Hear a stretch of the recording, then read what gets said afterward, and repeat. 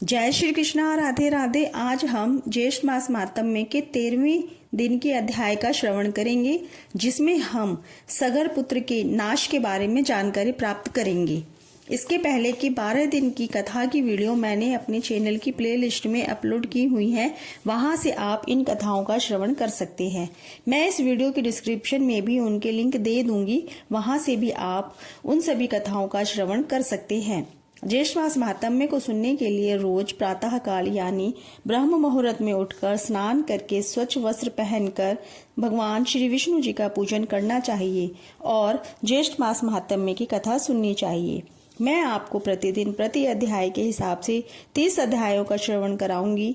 आइए अब कथा को प्रारंभ करते हैं। पिछले अध्याय में हमने सुना था कि स्कंद जी कहने लगे कि हे ऋषियों, राजा भगीरथ गंगा जी को इस लोक में लाए। वह कथा मैं तुम्हें बताता हूँ। प्रथम सूर्य कुल में राजा सगर परम धार्मिक व कुशल राजा था।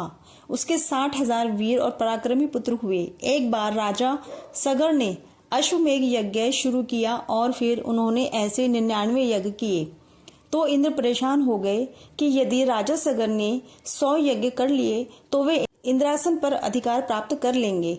ऐसा सोचकर इंद्र पृथ्वी पर देव सेना के साथ आक्रमण कर देते हैं और अंत में इंद्र की सेना राजा सगर की सेना के सामने टिक नहीं पाती है और भाग जाती है और इंद्र भी युद्ध में अपने आप को जीत पाने में असमर्थ पाते हैं और वह भी वहां से भाग जाते हैं।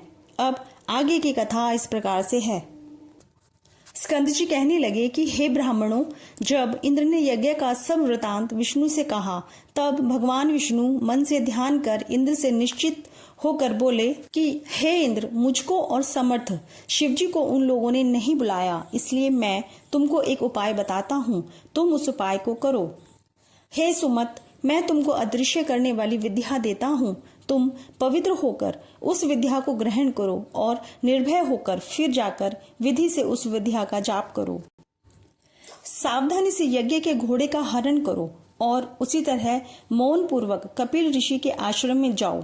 सब देखकर यज्ञ के घोड़े को रखकर स्वर्ग में जाकर पूर्ववत अपना काम करो, अन्यथा राजा सगर यज्ञ के बल से बलान्वित होकर सबको मारेंगे। भगवान के वचन सुनकर इंद्र ने विधिवत स्नान किया और अदृश्य कारिणी विद्या को ग्रहण कर प्रथम मधुसूदन भगवान को प्रणाम किया और पूछा कि भगवान कपिल मुनि कहाँ पर हैं।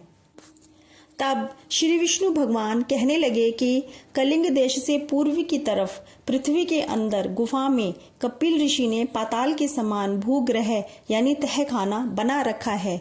उसी भूग्रह में ध्यानावस्थित होकर कपिल मुनि रहते हैं।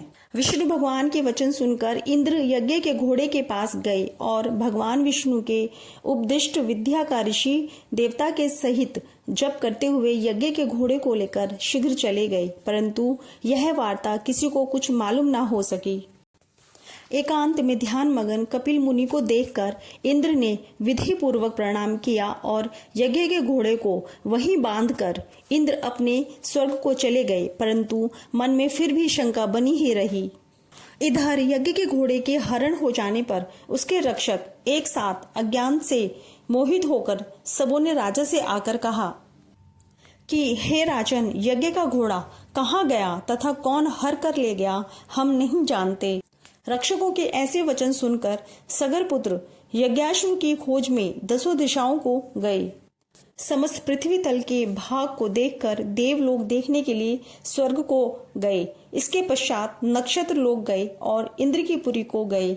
संशय में पड़कर व्याकुल सगर पुत्र इंद्र के प्रत्येक ग्रह में, दूसरे के ग्रह तथा नगर में अटारी, समस्त शाला, वन, उपवन, दिक्पालों के लोकों, तदंतर ब्रह्मलोक, कैलाश, हिमवान तथा अनेकों मेरु पर्वत, समस्त गुफा और शिखर, गंधर्व लोक, यज्ञ लोक, तदंतर विष्णु लोक में भी गए। इस प्रकार सगर पुत्र सब लोकों में घूमे, परंतु यज्ञ के घोड़े का कहीं पता नहीं लगा। फिर वह पाताल लोक को गए और 7 पातालों को देखा। फिर वह निराश होकर अपने शिविर में गए। सब दुखी होकर प्राण त्यागने को तैयार हो गए और सब काल से प्रेरित होकर पृथ्वी को खोदने लगे।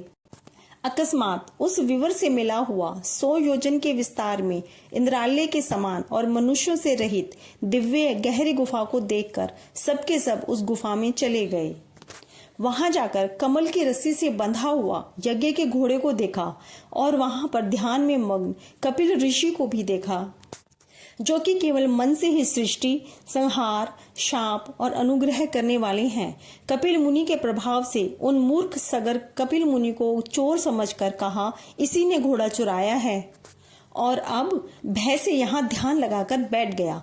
हम लोगों के भय से पृथ्वी के नीचे घर बनाकर ऋषि के समान बैठा है। इस दुष्ट को अच्छी तरह बांधकर राजा सगर के पास ले चलेंगे। यह कहकर उन शूरवीर सगर पुत्रों ने बड़ा कोलाहल किया और कपिल मुनि को बांध दिया तथा कुछ लोगों ने उन पर प्रहार भी किया। ध्यान को त्याग कर जो ही कपिल मुनि ने उनकी ओर देखा, त्यों ही वे सगर के पुत्र कपिल मुनि की नेत्राग्नि से जलकर भस्म हो गए। इस प्रकार से ज्येष्ठ मास महात्म्य में सगर पुत्र नाश वर्णन और 13वां अध्याय संपूर्ण होता है। जय श्री कृष्णा, राधे राधे। आपसे निवेदन है कि मेरी इन वीडियो को ज्यादा से ज्यादा लाइक व शेयर करें और यदि आपने मेरे चैनल को सब्सक्राइब नहीं किया है तो उसे सब्सक्राइब जरूर करिए और सभी कथाओं का श्रवण अवश्य करिए। जय श्री कृष्णा, राधे राधे।